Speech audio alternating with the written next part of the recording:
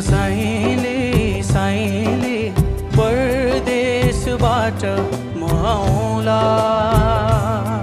सुन साइले साइले 40 गतेसी रमाउला सुन साइले साइले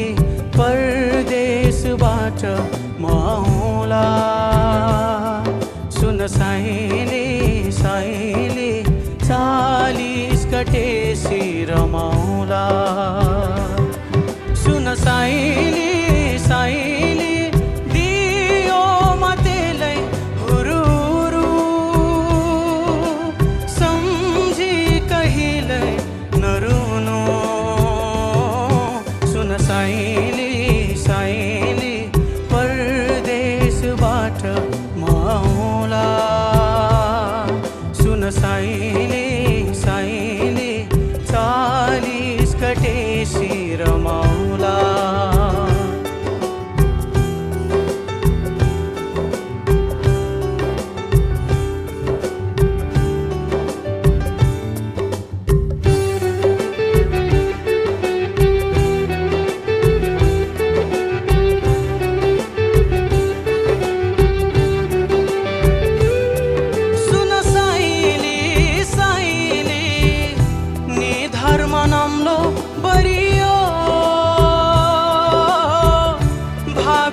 खेलमा परियो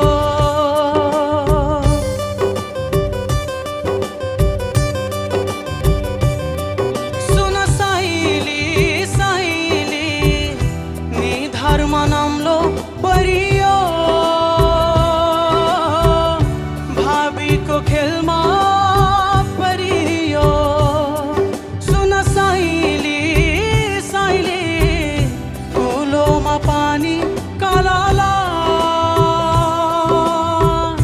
गाउँ घरको तस्बिर झलाला सुन साइली साइली पिठीमा जातो घरारा झर्दो हो आँसु बररा सुन साइली साइली परदेशबाट म आउँला सुन साइली साइली 40 गतेसी रमाउला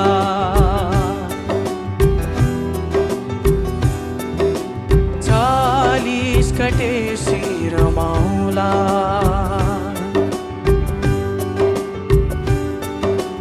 40 गतेसी रमाउला